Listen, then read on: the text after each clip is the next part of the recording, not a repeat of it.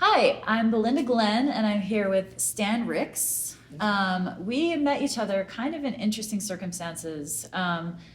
The few weeks ago, I had a friend of a family friend who had gone missing, and so we were up there searching, doing like a kind of a big search that we had organized. And Stan was up there, happened to be up there that day. Yeah, I just finished like a 10-mile run. Okay. And you saw us, and you did before you left, or did you see us after you got back? Well, no, I just finished the run, and on the way down, Okay. I talked to some searchers had gone up because they were looking for a missing person. Yeah. And so when I saw the table, I thought, hey, I can maybe help because I know these trails really well, and I've just been on 10 miles of trails up there right where you're looking right now, so we can maybe eliminate the area and I just run. Yeah. Okay. And then we got to talking, and you mentioned that you had, been involved in building some of the trails there, and you'd been hiking these trails for a long time. And I just thought, I don't know, and I think a lot of people don't really know a lot about. It didn't necessarily occur to me that trails are built. I kind of just thought, oh, these must be pathways that people have been taking for such a long time that they got worn in and, kind of naturally became the way they are. And when you mentioned that, I was kind of like, I didn't realize that this was something. It just didn't magically appear. They just magically appear. So They're I was actually like, a lot of work. There's a lot of work to maintain too. Yeah, and I didn't know that they're maintained. And if they're not built right, they can be seriously eroded and be a big mess after a few years. Yeah, so we were talking a little bit about that, and I thought I would love to interview you and talk more about your experience with trails and just outdoor adventuring as I'm discovering more. So I guess a good place to start would be, where are you from? And then kind of like your experiences growing up that was the foundation for how you got involved in what do you call it? Trail making? Trail adventuring. Yeah. Okay, sounds good. Might be trail building or trail following. Trail building, yeah. I whenever I see a trail, I always have to follow it. If I see a trail, I just I'm gonna go check this thing out. Yeah. And so I'll just follow it, and I'll follow a branch off that. And so I'm just highly curious about trails. If I see one, I want to see where they go to. Okay. And sometimes if there's not a trail, I think there should be a trail here. And sometimes I say, let's build one. Okay. So there should be a trail. But I guess I grew up in Provo, Utah. Okay. Right at the base of White Mountain. And since I was pretty much 8 years old. And when I was a kid, used to spend all summer long up on the mountains, up in the foothills. And we would go and build huts and hike all over the place. And I used to hike up to Maple Flats, which is up behind White Mountain. And one time, for example, when I think I was 12 years old, myself and two of my buddies decided we wanted to do a survival trip up at Maple Flats. So we took our .22 rifle and a couple bags of oatmeal, and we're going to go live off the land for a week. Oh my gosh! My brother was like 14 or 15. I was 12. My other buddy, I was probably 13. My brother was 12. And the parents don't let the kids do stuff like this everywhere because everybody's too afraid of getting kidnapped, which is actually really kind of ridiculous because you're going to be pretty fine, And not only, there's actually fewer kidnappings now than there were 50 years ago, let alone 20 years ago. But anyway. And I don't know if a kidnapper is going to hike up miles and not. miles. It's a lot of effort. They're not willing to work that hard. Yeah. Now a cougar might or bear might, but a human probably not to worry about. But anyway, and so we went up there and we lived off squirrels for about squirrels and dandelion greens. Oh my goodness! Dug out dandelion roots and wild onions. And mostly squirrels. We shot squirrels, and we cooked them. We didn't have a pot or anything, so we just put them on a stick and we roast over the fire. And the funny thing about squirrels, there's not a lot of meat on squirrels. So when you start eating, just like you just get everything you can possibly. You're starving and you're hiking all day. Yeah, and there's not nothing left. So after about 3 days, I said, I'm going to hike back down to town and get some more oatmeal. So I hiked down and got some more at our house and hiked back up. We spent a couple more days up there.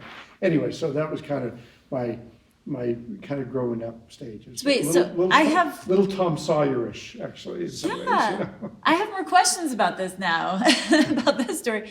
Like, so did you take water, or did you take a pot to boil the oatmeal in? We did actually take a pot, as I remember. We did take a pot because we boiled oatmeal. We also tried dandelions boiled and raw in about 10 different ways.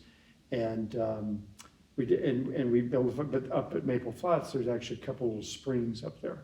Which is one of the reasons, so we camped near little springs. Which you knew that they were there, Yeah. because you knew the area so well from growing up. Hiking around, just hiking around. So we'd hike up the Y Trail, and at the top of the Y, there's a trail that goes around and goes up Slide Canyon. There didn't used to be a trail up to the very tip top of Y Mountain. There now is, the trail used to just go up into Maple Flats, or Bear Flats is what we called it, and then onto Maple Flats up there. But there's a trail now they put in that goes from Bear Flats up to the top of White Mountain, another mile straight up, pretty much to top of White Mountain. But anyway, so a lot of those trails back then, I think, were originally probably built by actually sheep herders, because they used to run a lot of sheep up behind White Mountain, up Rock Canyon, up Squaw Peak, and really up on Cascade Mountain. People always see those terraces up on Cascade Mountain and on Provo Peak. And the way those terraces got there is that through sheep herding over the years, they eroded. Problem with sheep is they eat not just the grass, but eat the roots too. And when you have a lot of sheep in an area, it erodes, starts to get a lot of erosion. So during the 30s, the Civilian Conservation Corps, the CCC, went up there and built those terraces up there to prevent erosion from coming down. That's one of the reasons why Utah Lake used to be a really pristine, never really deep lake, but it was a clean, pristine lake with a commercial trout fishery. But because the pioneers and others had done so much grazing, there was so much water or silt eroded down into Utah Lake. It filled it up, and now it's all mucky and yucky and shallow and 8 feet deep. And now it's warm water instead of cold water because it's not deep enough to get cold. Anyway, wow. So that was the origination of those terraces up there, and a lot of these trails, I think, were originally probably put in by some sheep herders here and there. And there's mostly jeep trails, like up Rock Canyon. There was a jeep trail that went up to called First Right Fork, and then there's a jeep trail that went up to the flats. And that just, they actually graze sheep pretty heavily up there. So probably about, my recollection is somewhere around 25 years ago. I think that the Forest Service revoked their grazing permit. I think they'd had it for like 100 years. So people in my age should remember there being sheep grazing above Provo on the mountain. Yeah, back up Rock Canyon and behind White Mountain and stuff. Every summer. They should, from their childhood, remember. Yeah, it was probably somewhere around 25 years ago that I think they revoked the permit and didn't allow it anymore. And so there was a sheep herder camp up there, and there's several other different areas up behind the mountains up here where there's sheep herder camps, and sheep herders would spend the summer up there. But anyway, so they were up there when you went. Yeah. When we used to go up there on our survival trip, I don't remember sheep. Actually, there were some sheep up there, but even back then. But then they were mostly a little little farther up. But there used to be sheep all through these mountains in the winter, or in the summer, and then they'd bring them down in the winter and stuff. But anyway, so that's kind of got interested in it, and then I used to do a lot when I was a kid. I'd take my dog and my shotgun, 14, 15 years old, and I'd go hunting for chucker partridges, which is a kind of little bird about 12 inches high. It's not as big as a grouse, but bigger than a quail, which there are quite a few up there on the face of White Mountain and some other areas. I used to go up there and go hunting. And I have so many questions about this. How do you shoot first of all, how do you shoot a squirrel? Well, every time I see a squirrel, they're quick, they're running around. As soon as they see you, they disappear. Usually some of them find up in a tree. You usually got to shoot them when they're up in a tree. So you just get really good aim. Yeah. These things just seem so hard for us these days. We just think like, that would be so hard. You have to practice for years. Well, actually, my brother and I were on a rifle team when we were kids, and I retired, and my brother and I actually were state champion, 14 and under, indoor 50-foot 22 marksmen. So we were both pretty good Oh, shots. okay. I've always been a pretty good shot. Well, that's good. So you can plan yeah. on getting food if you're a good shot. Yeah, if you yeah, know you're a good shot. You also run out of squirrels after a while. It's not that many squirrels.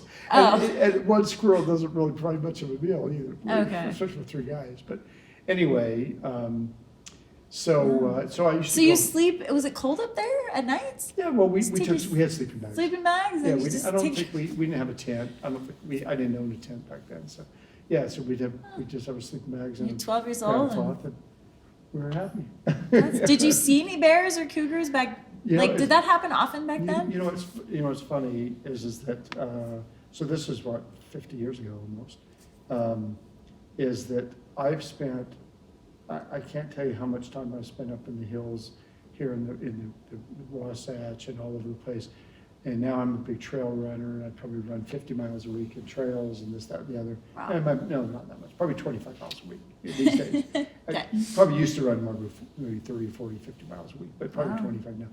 And I saw one bear up Hobble Creek about 15 years ago, and I've never seen a mountain lion in the wild Oh. before, which amazed me. Yeah. I guarantee they've seen me, Yeah. and I've seen a lot of tracks and a lot of scat, and I've seen fresh kill, but I've never seen mountain lion.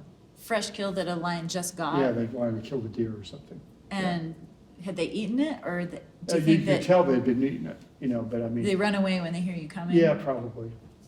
I mean, it may be, yeah, I'm sure they saw me. They're probably in the bushes looking at me, but mountain lions, usually don't bother people very They much. don't. Yeah, because did you see that video recently of I the did. 6-minute? It was a friend of my son's, actually, that happened. Oh, really? That's just up Slate Canyon. That's just the canyon Yeah. standing over. Oh Yes. my gosh. Yeah, it was just right there. So she had Slide Canyon, which is right up above between Wine Mountain and Mountain just to the south, and then Slate Okay. Canyon's next canyon south of that. Okay. Yeah, so it's just right there. And just him having the presence of mind to film the whole thing. Well, you know what happened is that he thought they were like bobcats or he thought they were bobcats. So he pulled out his video, started filming it, and that's when the mother came out. And that's when, oh. And to think he had the presence of mind to continue filming it Yeah. is amazing. And to not me. just run for his life. Yeah. I mean, I don't know what But you don't would want be to better. do. You don't Like- want to run because it's like if you run from any predator, they Oh, it's automatically on. think you're game. It's on now. Yeah, they Like, think, it's- well, if he's running for me, then he must be food. So they chase Yeah. you. So the worst thing you can do if you're encounter like a bear or a mountain lion or anything, you don't want to run. Oh, You want okay. to stand your ground. You want to make yourself look big. Ideally, if there's 2 or 3 of you, you want to stand together and look big together. The bigger you Okay. can look. Most predators' eyesight's are not that great, but their sense of smell is really good. So you want to look as big and threatening as possible. So what that kid did, and that he did pretty much all the right things. I mean, he yelled and Yeah. growl at him, but he kind of backed up slowly, which because the mountain was trying to clear him out, get him Yeah. away from the babies. Yeah, and that's what a few people commented when I posted it, and they said it doesn't look like that was a lion that wanted to eat him. If it was, she would have gotten him. It's easy to say when you look at a video. Okay. If you were to be his next lunch, you don't know what they want to do. Then, yeah. He may want to bring you home for the babies to eat, too, Oh. so. Yeah. No, but no, chances are that was what he was probably trying to do, was trying to push him out in a way, but he was trying to scare him away up here, but Just- don't know. I mean, And that she was- went they far, do- like, she they do- pushed him far away. Or Yeah, I mean, she or was- he, I guess we don't know. He was backing up the mountain, he was going up. I mean, I bet that was, it was probably a quarter of a mile. That's Yeah. a long way. I know, I was surprised it took the lion that long to give up. I was really surprised too. I guess it's just like they just want you to get as far away as they can get you to go. Well, and every time he kind of leaned down to maybe grab a rock or something, that's when he would charge, because then he looked small and then it was going to charge. So, Oh. people were saying, why did he just throw a rock? Well, I think he was trying to, but Yeah. he'd lean down and then that's when he charged. That's what he said, remember, in the video, he says, every time I look away, you charge me. Okay. Yeah. Oh, You and so, blank lion. so yeah, yes, there's some language. And then he finally seemed to, somehow, He finally picked up a rock and threw it, and that's why he ran off. and I was surprised that the rock scared the lion because, I mean, I don't know, maybe it was a bigger rock than I could tell, but how does the lion know that a rock is more dangerous? Is it like, it's like, did it show the intelligence of the human? Like, because animals can't throw rocks, so I was like, why did that scare it? Well, I I mean, I just thought it think, was- I mean, just the kind of of course, I've never been a mountain lion, so I don't know for sure, but, the psychology of most predators, as predators, they're usually, mountain lions especially, they're solitary hunters. They're usually ambush hunters. They usually get attacked from behind. That's why it went around in the bushes. It was probably trying to outflank it and cover from behind. And most predators, they do everything they can to avoid getting injured. Because if they get injured, okay. they're dead. If a mountain lion breaks a leg, that's why they don't go after moose. They go after baby moose. They don't go after big moose usually, because moose can fight back. They don't want to fight anything that's going to be a real serious challenge for them, unless they're super, super hungry and they don't have any choice. They usually, most predators will not attack something that they think Big and scary. can fight back. So that's why you want to look scary, because if they feel like they could get hurt, it's not worth it. They don't want to take you on. Huh. It's better. There's more vulnerable prey they could go after. That's why they go after like little fawns, and baby they'll find a moose or a deer that's having a baby, and they'll go after the they're babies injured. when they're first I guess born. that makes sense, because if they break their leg, they can't go and get it set. Or you get kicked I in mean, the face. how does an animal in the wild heal from a broken leg? You Pretty just, tough. And then Yeah. and then they're slower, and they're probably going to starve to death. wow, I've never thought about Yeah. that. So that's why most predators are not that bold. I mean, they're usually pretty careful, and they really eye the prey really carefully, and they want to remain unseen in most cases, But Someone did tell me that you don't want to look big with moose, though. I don't know. well, moose are a little bit different deals, and that's the Yeah. interesting thing. It's actually the most dangerous animal in North America is a bull moose. That's so And surprising. They look so goofy A lot more and people are cute. killed and injured by moose than by bears, and not very many by wolves, and very, very rarely by mountain lions, and very, very rarely by wolves either. Wolves usually don't bother humans, but yeah, moose are, I worry a lot more about, when I'm out running up in the trails and stuff, I worry a lot more about moose than mountain lions. Do we have moose up there? Oh yeah, there's moose back there. I Yeah, love there's moose up Rock Canyon, moose up back Timpanogos. Yeah, I've seen many moose back there, Oh, for example. over the years. Yeah, they're there. Have you- Didn't used to be. I mean, they planted moose, I think were replanted in Utah probably 30 years ago. Now there's quite a number of moose now. Back Okay. in Timpanogos, a lot of moose. Up Provo Canyon, there's a lot of moose. South Fork, Provo Canyon is moose. A lot of moose back there. Have you ever had a situation that seemed kind of dangerous with any animal, including moose, or is it mostly you just see them, they see you? I was up in Montana one time when I was about 12, I was 13 or 14, hiking, and we're actually trying to be quiet because we wanted to take a picture. We'd come up to the lake, and I saw this big brown thing in the bushes, about 10 feet away, and I got my camera ready, and he stepped out and looked at the tree. It was a big grizzly bear, and I was probably about as far away from, not much farther from here, your camera. Wow. And Oh, wow. I dropped my camera. Like 3 feet. Yeah, well, Right? maybe How much 6 is this? feet, maybe 6 8 feet. feet, maybe 8 feet, something like that. And I kind of like dropped my 3 camera and yards. says, "It's a bear." My cousin was with me, and the bear looked at me, and we looked at him, and I'll never forget the look on that bear's face. And fortunately, he wheeled around and took off, and we rolled around and took off. But that was probably Both ways. the scariest animal encounter I can think of, other than a few rattlesnakes here and there and stuff like that. Oh, wow. I've been Yeah. close to stepping rattlesnakes or putting my hand on a rattlesnake before, or things like that. But that doesn't happen very often. This summer, for example, was probably the first summer I almost stepped on a rattlesnake up a trail, up on Vaudeville Shoreline Trail, and but that was probably the closest I've come to. Even maybe every 3 or 4 years you see a rattlesnake. And they're pretty passive too. They don't want to bother you. If you step on them, they're going to bother you. They're not going to Yeah. usually attack you unless you bother them. Yeah, they're not, animals aren't out to get hurt or get in a confrontation they- because they won't live, so, Yeah. yeah, So I think that's good to know. I feel like so many people, you're running how many miles a week for all these years and not having a single dangerous situation, not having, a single, maybe a sort of confrontational, potentially confrontational. That's good for people to know. I feel like we all are so, I mean, this isn't a sampling of all the people that go up, but it's, you know, it's, I feel like we get so worried about what's going on up there, like, you know, Yeah, the chances are so high. Yeah, that I we're mean, gonna the see reality something. is, it's like, it's always kind of a little bit funny to me is that so many, you know, mothers, like, for example, they never won't let their kids walk home back and forth to school. You know, it's maybe, I don't know, half a mile, whatever, quarter mile, whatever. But the reality is they probably put their kids more in danger just driving them than they're ever gonna be of getting kidnapped. In fact, or especially, or playing up in the hills and messing around. I mean, chance of being hurt by a wild animal is like incredibly rare. Yeah, I know, that I mean, seems, it's definitely a lot more people are killed in Utah every year, for example, by lightning, than all the animals combined, by far. really? Oh, yeah. I mean, I don't think anybody knows that. I mean, there was a bear actually killed a kid up at Timpanuki Campground. It's probably 15 years ago now. And that was the first bear fatality, I think, in Utah in 50 years or something like that. Oh, wow. And that was the only one that I've ever heard of my whole life in Utah. Yeah. Now, up in Wyoming, where you got grizzly bears, that's a little bit different matter. 'Cause grizzlies are very aggressive and will go after you. But black bears usually don't bother anybody. But you know, there was a case where a black bear went into a guy's cabin up Diamond Fork, near Spanish Fork Canyon, probably 10 years ago as well, and came into his cabin and was pretty aggressive. He grabbed a gun and shot it.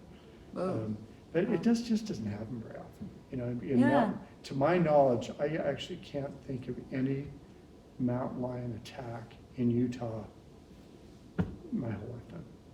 I pay attention to stuff like that because I spend so much time up in the hills, you know. Yeah, And That's good to know. A guy got killed by moose up in Park City about 10 years ago.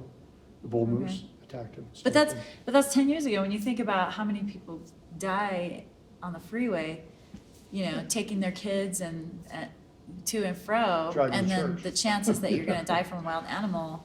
Yeah, when you think about it, one's way higher, yet we're afraid to go up in the mountains. So yeah, that's And really it's interesting. not the animals yet. It's, you know, you gotta worry. If you did worry about anything, you worry about crazy people, you know.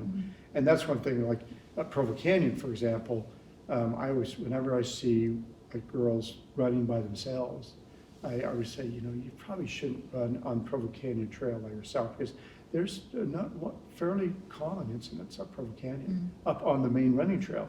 But if you get up on the dirt trails up above, you get a quarter mile away from the trail, and you know, no creepers gonna bother you because they're too lazy. They won't take the trouble to go all the way They're not up. shape. They're usually, you know, most of them are mentally ill of some kind or the other. You know, they're on drugs and stuff, and they can't. So I always tell girls, if you're gonna, number one, if you run, try to run with another girl or another person, or at least a dog. Or if you're gonna run by yourself, go up high, get up above, get on the trails. Nobody's gonna bother you. I mean, literally, I spent 30 years running these trails. I've never seen a creepy looking person on any of these trails except for Provo Canyon Trail. The main Provo Canyon Trail. Which is easy to get to, lots of people. Yeah, they can, and there's some homeless people who sleep in the woods there, and they're kind of wacky usually, and usually they're not really very capable of fighting. You know, if you fight and, you know, it always makes you scary, just like you would a predator. Yeah. You don't want to look vulnerable, you know? Yeah. But anyway, we go off subject. Well, but- this is just so- fascinating, though. I mean, I think it's just I just feel like a lot of people are kind of. There's always been people that are super outdoorsy, and I grew up hiking and camping and all that kind of stuff and loved it, but I haven't done it as much as an adult. And the less you do it, the more you can get scared of it. And then I see this video that comes out of the cougar or the mountain lion, and I'm like, oh, it happened to that guy. I better stay away from Slate Canyon. You know, I saw that and I thought to myself, Yeah. like, oh, it looked, because the trail he was on looked gorgeous. I was like, oh, I'd love to go up there. It looks so beautiful. And then I was like, no, there's mountain lions, probably. Yeah. But now that wasn't even considered an attack. That was like an attack would be It was if being aggressive. Yeah, it was someone being actually aggressive. got injured or something, Yeah. but it wasn't actually necessarily an attack. It was I mean, would be maybe numbered that way. Yeah, I mean, it was an aggressive mountain lion for sure, you know, but, I mean, It's always a good idea to have somebody, to always know at least two people, but not necessarily because of, the chance again of a wild animal attack is 1 in a million, literally. But the chance of spraining your ankle or, when you're trail running, for example, it's really easy to trip and fall and you could, break something or whatever. I go along by myself a lot, but I always prefer to go with somebody else. But if their schedules match up or something, as much as I can, I like to go with somebody else because it's just a good idea. Again, it's not necessarily because of lions or humans. It's more.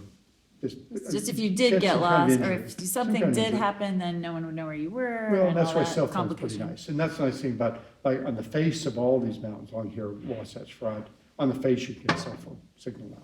But when I go back, farther backcountry, back in the next row back, I try and, I actually have one of those little inReach GPSs now that has an emergency thing that I can take, just so you can reach somebody in case of a problem.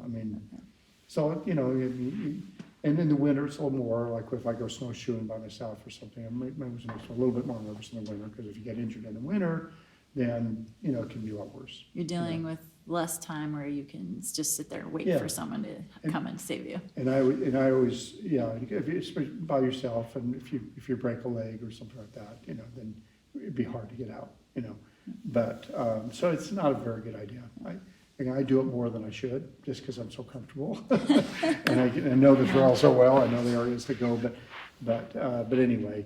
But, that's the nice thing about, again, the face of these mountains, you can always get a cell signal out pretty good. And they have the little, like Garmin has a little, called the inReach, little GPS thing that you can send a text out, of course, satellite, which is pretty handy as well. Okay, so we're back.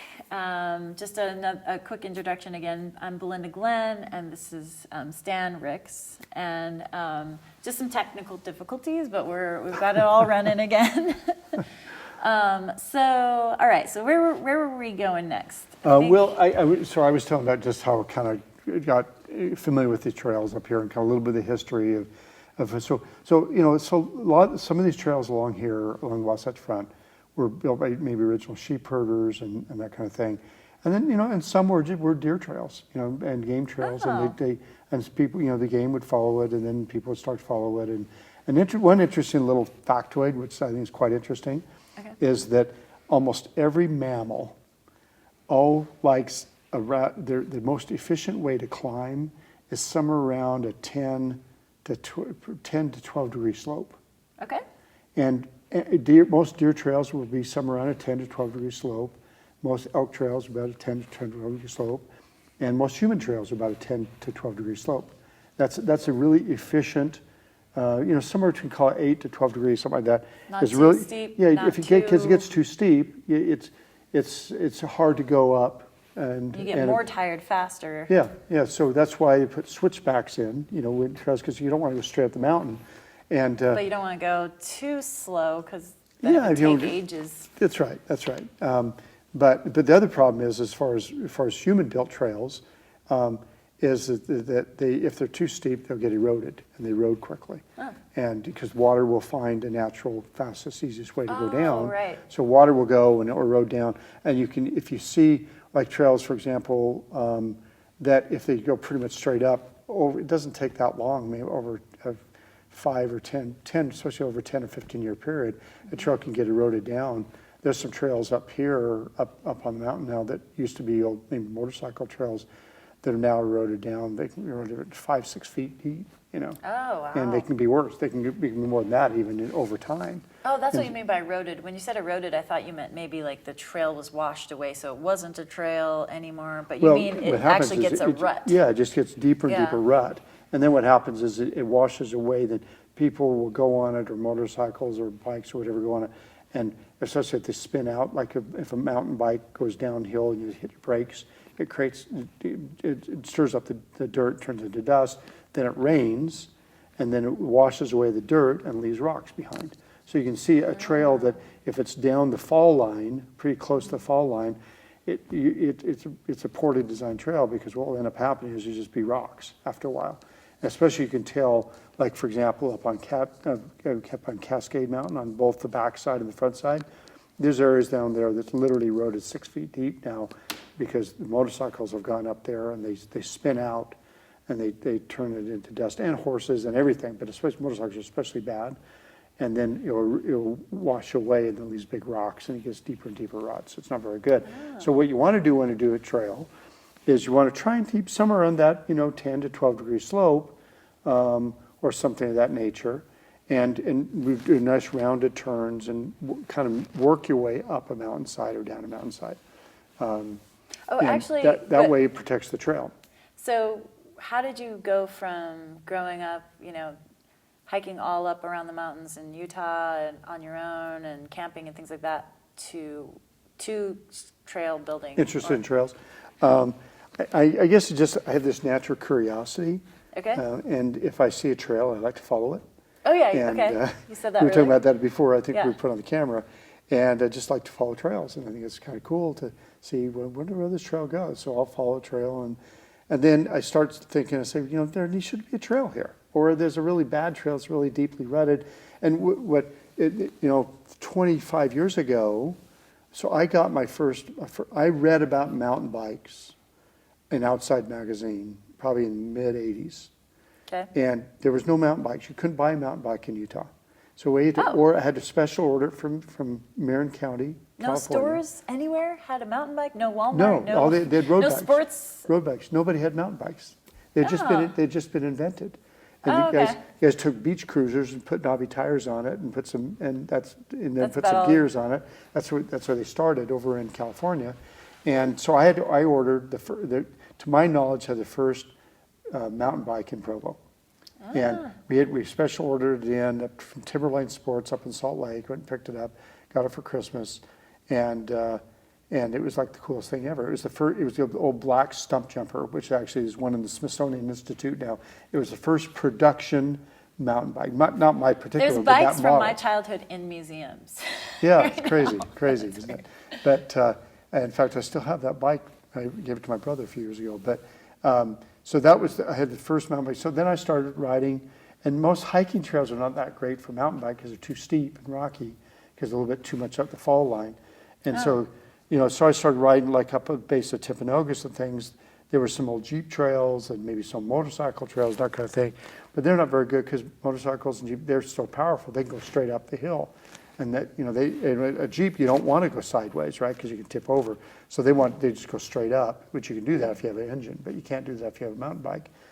And so a lot of originally up at a lot of these hills around here, up Provo Canyon, Squaw Peak and other areas, there were just these old Jeep trails that were steep and rutty and not very good to ride on or hike on for that matter. And then,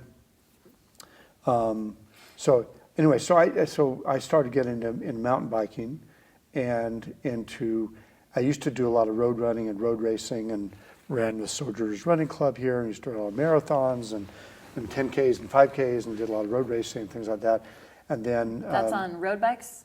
well, running. So I used to Running? yeah. Oh, on foot. Well, and road biking for that matter too. I rode bike before mountain biked. But then I started mountain biking and it was so much more fun. Go up in the hills because it's always an adventure and you don't have to worry about a truck mowing you down. You had to worry about rocks and sticks and falling and that kind of thing. But the nice thing about mountain biking is there's a lot greater chance of injury than a road bike, but a lot less chance of death. Because a road bike, Right. if you get hit by a car, you're probably you have a very good chance of dying. On a mountain bike, you have a really good chance of falling and getting scraped up and maybe break a bone here or there or something like that if you really fall hard. But I've been mountain biking now literally since mid 80s, so 35 years.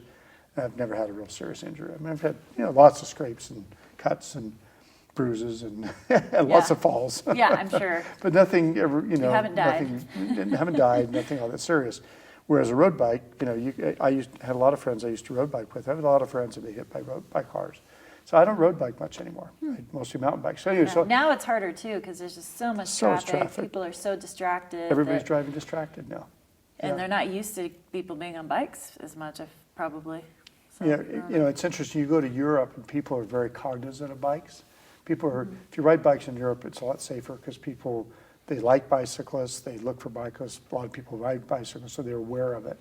Yeah. And if you're not really aware of how fast a bike can go, for example, you don't really realize that your bike can come on you real fast if you're driving or something. But anyway, so I started getting into mountain biking, and then I started going with my friend Hawk Harper, who owns Runner's Corner.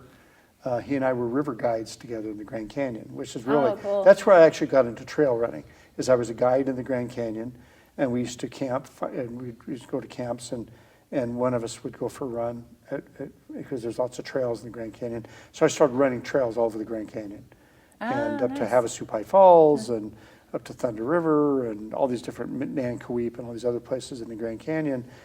And it said it was more fun to run trails than it was run roads. So I hardly ever run roads anymore. The last marathon I did was the Boston Marathon the year of the bombing, and that was whole nother story. Oh. I missed the bomb by about 5 minutes, but that's Oh my another gosh. story.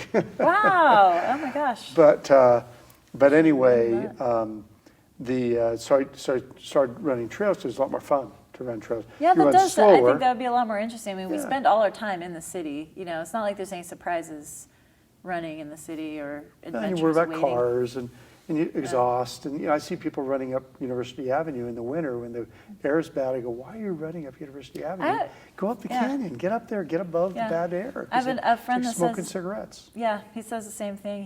He gets up there and then he looks down in the winter and like he's like, oh, I could never yucky. run down there. No, I never run in the valley, especially in the winter. So I always go up a little bit, get up above it where the air's better and it's clearer and it's more fun. And the other thing about trail running, as opposed to road running, is that road running, it's basically a repetitive motion. You're doing the same thing every time. Same thing with a road bike. You're going over and over and over the exact same motion over and Right. over and over again.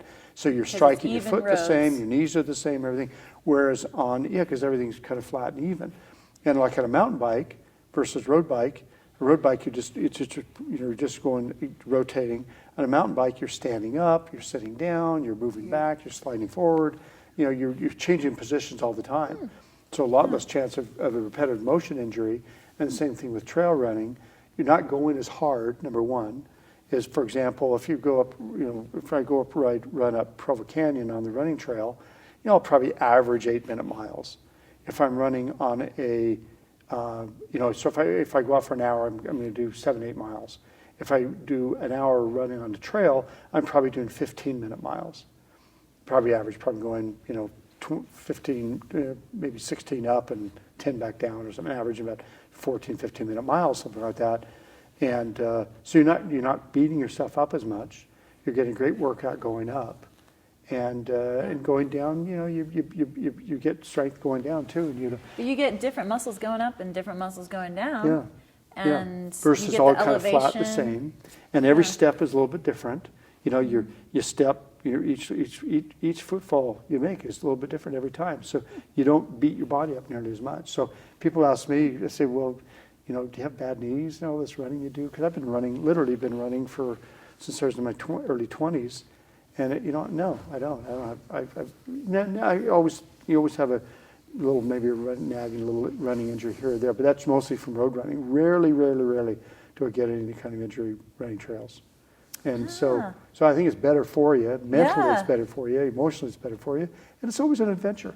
And you see a trail and you go follow it, And But that's the question I have when with that is, seeing a trail and following it or wanting to explore, because one thing I remember being told is, when you go into the forest or the mountain, don't go off on, because you'll lose your way. So what's the trick if you want to explore and try new things to make sure you get back? Well, for one thing, if you're running here in the Wasatch Front or anything, you always got to look at the cities down below you. You always, Right. you can't get overly lost. You just And it's not like it's tropical forest cover where you can't see out. So yeah. I never thought about no, that. if It's you're hard. deep, back away from the Front Range, you can kind of probably get a little bit lost here and there, but pretty unlikely.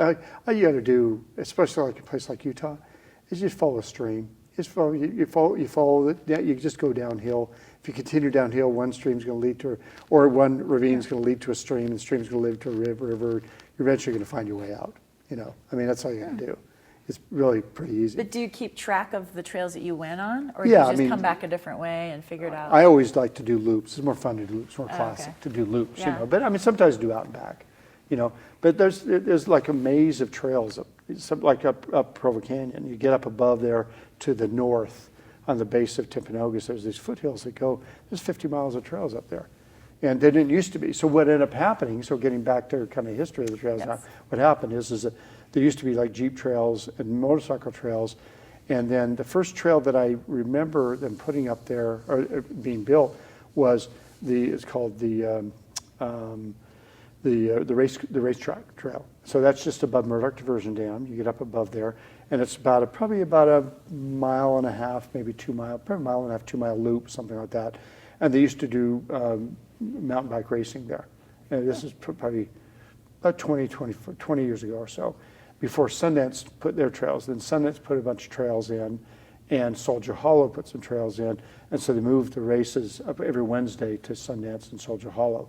So they haven't done races, to my knowledge, there for years. But that's how it got started. And then they also, And were you involved in any of those trails? yeah, there was a couple little sections that I built, and I had some friends that do a lot of trail running. I used to call them the MTBs, the Mysterious Trail Builders. And these three great guys, they will remain nameless. The Mysterious Trail Builders. The MTBs, yeah. So they started putting some trails in, and I started helping them. I helped them build some, and start putting them in, and to try and avoid the straight up trails the motorcycles built. Started kind of looping them around and making them circular and making them fun and easy to run. So then they're fun to run and and mountain bike. Yeah. Mountain bike as well. And because a mountain bike, it's no fun on a mountain bike to have like hard, sharp switchbacks. Like a hiking trail, you can have pretty sharp switchbacks. It's not much fun on a mountain bike. It's going up or you lose momentum going up and going down. Oh, it's kind of hard. right. Yeah, So keep mountain bike braking. trails tend to be loopier, Yeah. and you always want to stay off the fall line. You always work your way back and forth and work your way up and around and follow the natural contours and try and go through meadows so you don't have to take as many trees out and because you don't want to have with stumps or little stumps coming out because it's easy to trip on and fall. But anyway, so Bill Orton, who was a congressman here in Utah a number of years ago, actually passed away about probably 10 or 15 years ago. He, I think it was his brainchild and several others that wanted to build the Great Western Trail, another great trail that goes from Canada to Mexico, and among others. And so they started putting these trails. They're from here? Well, Bill Orton was a congressman here in Utah and lived up Provo Canyon. Oh. Great guy. And he's part of that. Yeah, and he got the funding. I think he got the funding. My recollection is he got the funding from the federal government to put the trail in. Now there was a bunch of trails already. The Great Western Trail, they just put a bunch of connectors in. So it used to be there was no good way to get from, for example, American Fork Canyon around to Provo Canyon via trail. They also I don't know who got the funding for the Bonneville Shoreline Trail. That was down low. That kind of pretty much stays on the foothills. But the Great Western Trail goes from Canada to Mexico. Cool. And so up Provo Canyon, they cut the trail, the ridgeline trail that goes from Lake Brighton across the top of the ridgeline all the way to the top of the Alpine Loop.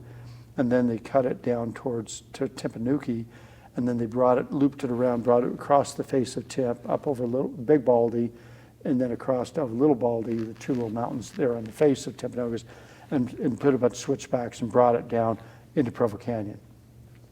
That was put in, my recollection is that was put in somewhere around 25 years ago, give or take. And that was kind of the first trail that linked up down, dropped in Timpanogos, and then some Mysterious Trail Builders and myself and others started trying to put in some link trails in, like linked up from the racetrack up to linked up to the Great Western Trail. The Great Western Trail goes right past the rock pile, which is kind of this famous little area way up about 3 miles up from Provo Canyon. And so, D- go ahead. Really quick, do you always have to get approval to put a trail in? Sometimes you get approval, sometimes you just do it. Like- I I guess I'm assuming this is a small group of people who Since- makes trails, who goes to that kind of trouble. So if you're doing it, they probably trust your judgment. Well, I mean, I've gotten approval from like the Forest Service. My son, for his Eagle project, for example, we got approval from the Forest Service to put a trail up South Fork, up Provo Okay. Canyon. And then what happened is the Division of Wildlife, DWR, Division of Wildlife Resources, bought that land from the Forest Service, and then they started putting restrictions on it. So we haven't done any since then. That was before there was any restrictions.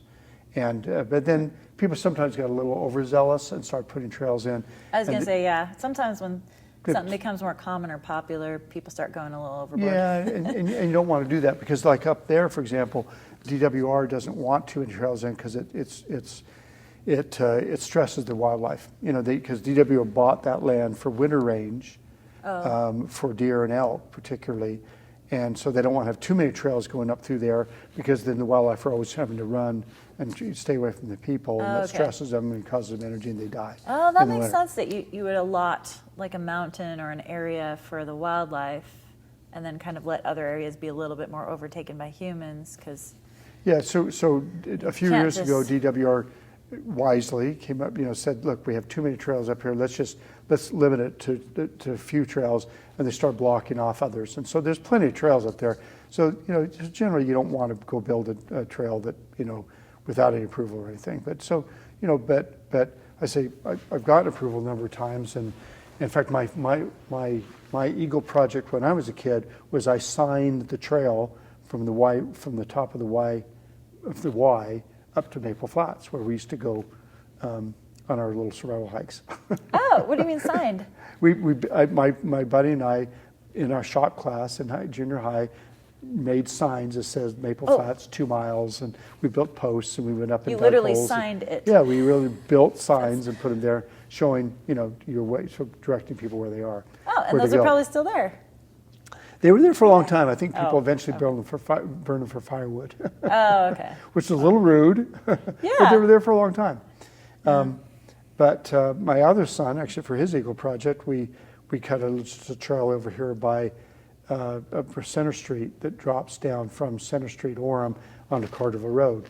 We actually got a friend who's a cement contractor and put a sidewalk down there, put a bench there and everything. It's still there. It's been there for 20 years now. It's pretty cool. Very cool. Yeah. So, so it's the fun thing about trails is it's fun to explore them, but if the trails, they need to be taken care of, and it always drives me crazy when I see guys like on mountain bikes, they're skidding really hard, because if you skid, it turns the dirt to dust, the rain falls, dust blows, dust washes away, and then rocks come up because the rocks stay and the dust leaves.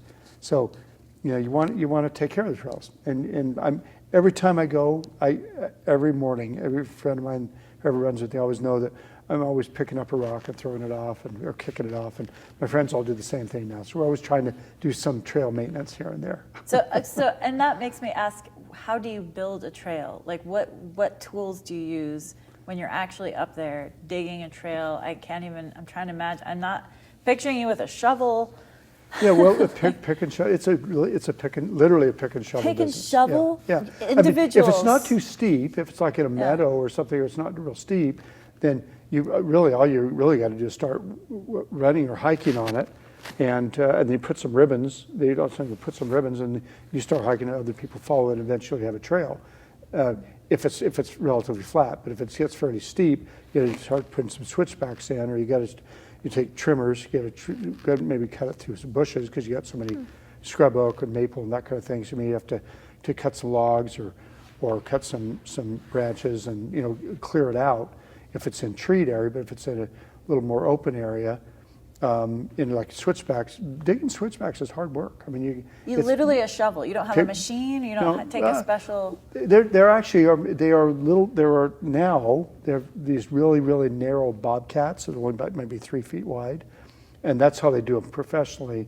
That's how they do it, but it's still a lot of handwork, like up at Deer Valley and the ski resorts, Sun Valley, like the Draper series of trails they put in all there. They have professional trail companies. So it's like a bobcat with a some kind of digging thing on it? Some kind Yeah, of just like rotor? a little backhoe or a little tiny bulldozer, very okay. narrow bulldozer. And they design it, and they survey it and do it so they want to have the right grade and nice curves. And so a well-engineered trail, like a good mountain bike trail, is usually built with a lot of work. I mean, it takes a lot of work to build the berms, and so people don't skid around the corner. They go up on the berm and come down, Yeah, which is more right, fun because as a also mountain if you're bike going to do anyway. a corner, you kind of need to slope the trail up a little bit. Especially for mountain biking. Yeah, if you don't, yeah.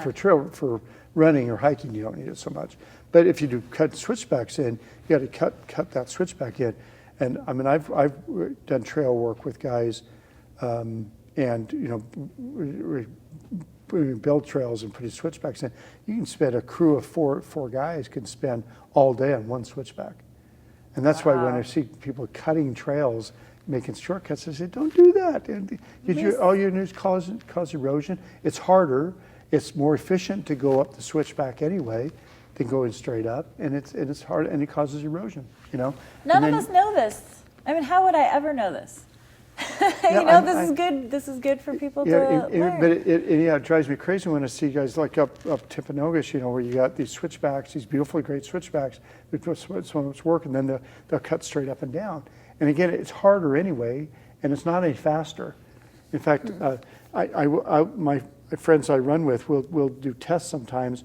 We're going up like a steeper road, and I'll either run or bike, and I'll just kind of switch back and forth, and he'll go straight or bike straight, and we'll stay right together. I'm going back and forth, and he's going straight up, and we'll stay right together.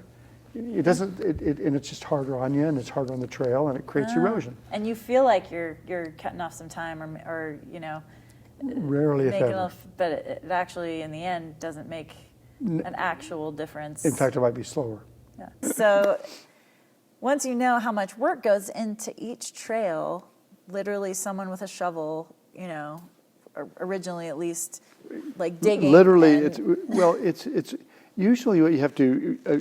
Probably the best tool is a pick. Actually, the single best trail tool is called a Polaski. Okay. A Polaski is a tool that was actually invented by a guy by the name of Polaski that used to run fire crews up in Idaho, I believe, about 50 years ago or something. And it's kind of a flat part of a pick on one side and kind of a rake on the other. That's kind of the gold standard for trail building. Oh, so you're digging. You can go be deep, like and you can also rake across. Yeah, and it's smooth one it. tool. They use it for firefighting a lot as well. And Okay. that's what it was invented for.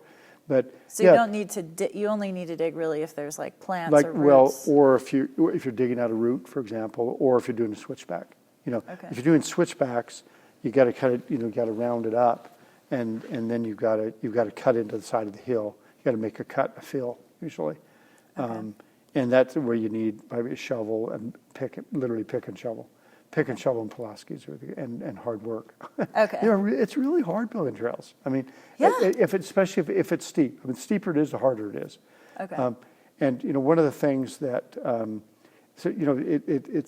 people need to learn to respect trails, and not start just cutting them in by themselves either, because again, you don't want to have multiple trails. And the way multiple trails is, once a trail gets built, you stick with that trail rather than just doing shortcuts and everything else. And shortcuts, they don't save you anything anyway. And people, we don't know about erosion. I mean, no one thinks about that. Yeah, but over time, you can see it, for example, up on Squaw Peak here, there's a couple places where, for example, there's a trail that comes off Squaw Peak Lookout. It's an old Jeep trail because it goes into the clay pits area where they used to do a lot of motorcycling. I don't think motorcycles are allowed up there anymore, but they used to do a lot of motorcycling up there. And when I first started mountain biking on that trail, there was a rock, for example, about probably 400 or 500 yards that comes down from off the Squaw Peak Lookout. There was a rock that was literally about the size of a basketball and probably stuck out about maybe 6 inches, maybe 3 or 4 inches out of the ground. Okay. That was 35 years ago. That rock is now 6 feet out of the ground. Oh. And it's super steep, and it's exposed, and it's the size of almost like of a small minibus, a Volkswagen. A Volkswagen, probably of a small Volkswagen. I mean, that's the big. top of a Volkswagen. You know, I mean, Yeah. it's probably 7, 8 feet. That you never knew how big And it it's was. 6 feet out of because the it ground. was- Because what's happened is people would go down and they'd skid on their mountain bikes or motorcycles or whatever, and then it would erode and just kept eroding down, you know. Now it's like super wow. steep and it's really hard to, So you don't- can't hike up it, or, I mean, you can hike up it, you can't mountain bike up it. You can go down it still, you can just go on the rock now.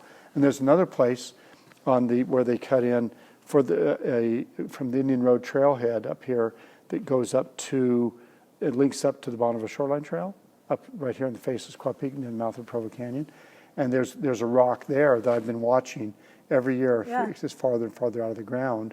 And it used to be covered, and then they probably put that little link up trail, that connector probably 15 years ago. And now that rock is sticking about 6, 8 inches out of the ground. You know? Oh my gosh. And so it Yeah. just erodes over time. So again, so if you build a trail, you want to do it at angles and make it gradual. And if you're hiking trails, stay on the trail. And if you see a rock, pick it off. You know. And if you're on a mountain bike, Be a good citizen. if you're on a mountain bike, don't skid. You know, good mountain bike etiquette. You don't need to skid. It's not. You use a little more front brake, a little less back brake. I always tell guys when I'm mountain biking, if you're skidding on your back tire, you're putting too much brake on your back brake. And I mean, a lot of people probably don't know this because it's not like there's mountain biker training or, No, it's not like there's a tutorial that everyone gets when they get a mountain bike. No, and the problem is they go to YouTube videos and see these guys doing these crazy wild things. They're going super, super fast and they're skidding around. I always see those things and I say they're teaching them, teaching people bad etiquette, which is going to ruin the very thing we love. Oh. So you want to take care of trails, and Yeah. so I have a fascination with trails. I love trails now, and my wife and I went over to Switzerland. We've been over Switzerland a number of times actually, and one thing I love about Switzerland, there's trails everywhere on those mountains. Because they've been building trails there for hundreds of years, thousands of years, literally, and and there's trail. That's how they used to get around, and and it's so fun because you can literally you can go all over Switzerland on trails. The whole country. The whole country. You don't mean just in the mountains. You can go thousands of miles on trails. Oh, that's very cool. Yeah, it's very cool. I would have never thought of that in the context of Switzerland. Well, and because in the West we've only been settled for 150 years. Yeah. So there's a lot more trails, for example, here in Wasatch Front now than there ever was when I was a kid. There's 10 times more trails. Yeah. And like the Great Western Trail, you can get on the Great Western Trail right at Provo Canyon. You could follow it and you go to Canada. If you go north, you go to That's so Canada. You cool. go south, you go down to you get to the Grand Canyon. You go down across the Grand Canyon, which the rim to rim trail across the Grand Canyon, which I hiked 2 weeks ago, goes all the way to Mexico. You can That's go, so so you cool. can literally get on that trail and go to Canada, go to Mexico. It's pretty cool. Which I think your wife was saying you did go to Canada with a friend once, but I feel like that's a whole nother story that we don't have time for. I hitchhiked Which we could. to Canada. Oh, so that from wasn't here on to trails. Canada when I was a kid. Yeah. Oh, and we okay. hiked all over the place and stuff, but yeah. Different story. But my goal right now is the past several summers. I haven't been able to do it yet. I've done different sections of it. Is I want to hike and or mountain bike from the Idaho border to the Grand Canyon. And I've done a bunch of different sections of it. And then I wanted over a couple more years. I want to do from Utah Idaho border to Canada and then from Arizona to Mexico. I don't think I want to do it all at once. Although I met a guy this summer.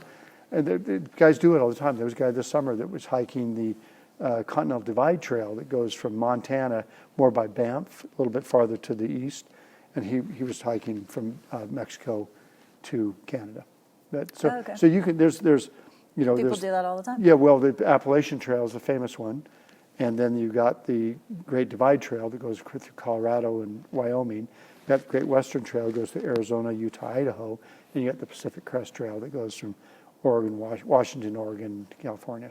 So there's actually 4 major north-south routes now. You can go north. So if somebody wants to, they call them the Big Four.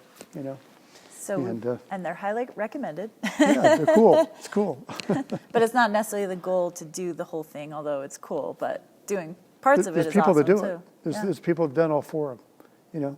And the guy I met this summer, he had done the Pacific Crest Trail a couple years ago, and it took him about 3 months. And he did it. This one, it was going to take him about 3 months. Oh, that's what I was going to ask: is how long does it take if you're going to do the whole thing? If you're hiking it, 3 to 4 months. It takes about the summer. Yeah, you're gonna, because it's about I think about something like somewhere around 3,000 miles, and if you got 100 days, you can do 20. You're a good hiker, you can do 20, 25 miles a day. Yeah. It's a good day, but you can do it. You can do more. You can 25, 30 miles a day. Good. You go light, you go fast. Okay. But anyway. Depending on your style and your abilities and your. And you want to go light, and that's the great thing now is you get such great equipment now. You can go super light. The guy was talking to him. Oh, right. And his backpack, everything he had was about 28 pounds. Maybe a little less. Wow. It's pretty good.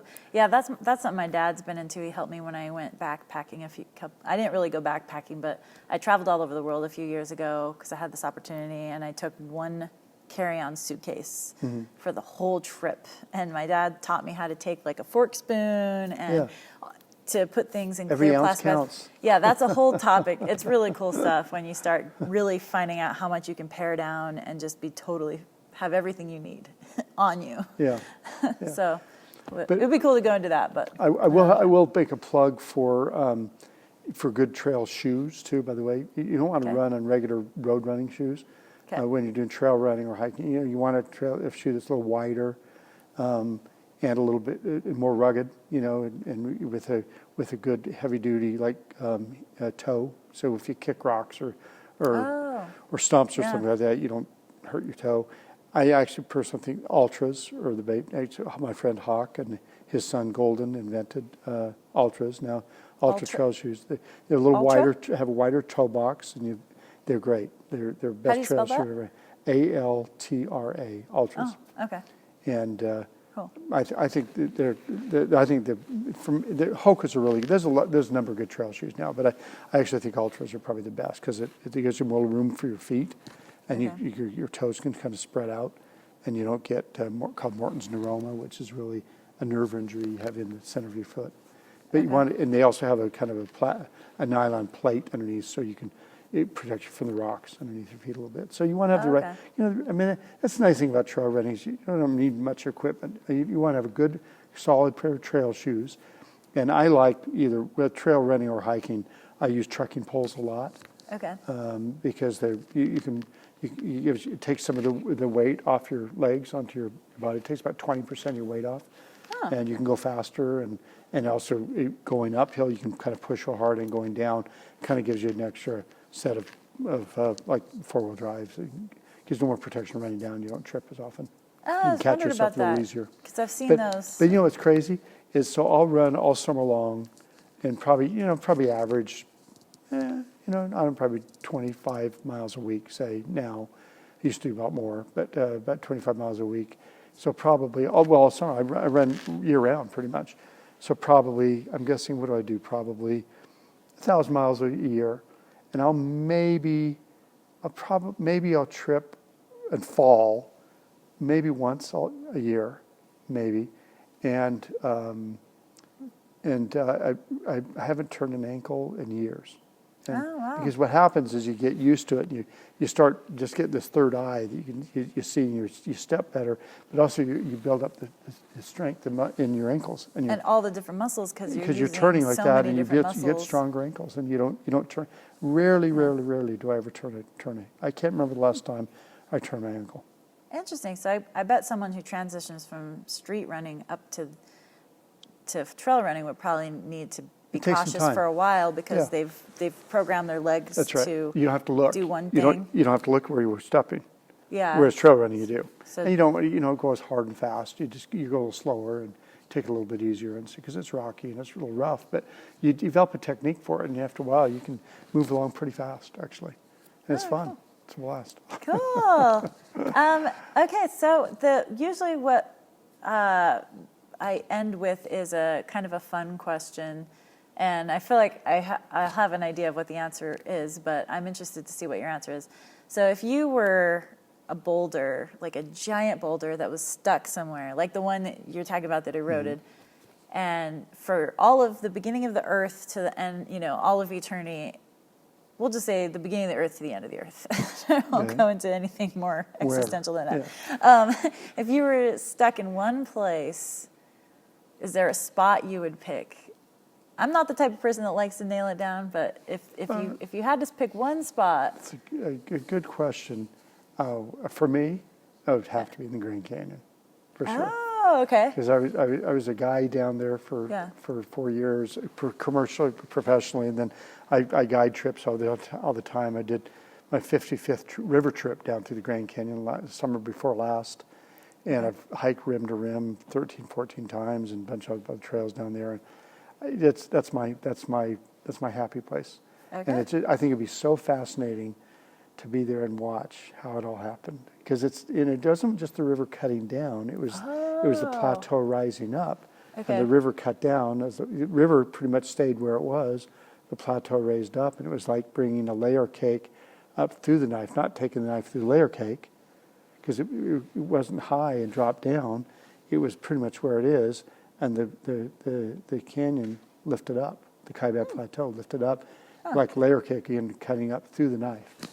I think it'd be incredibly fascinating to watch how that. I mean, that's 6,000 feet deep.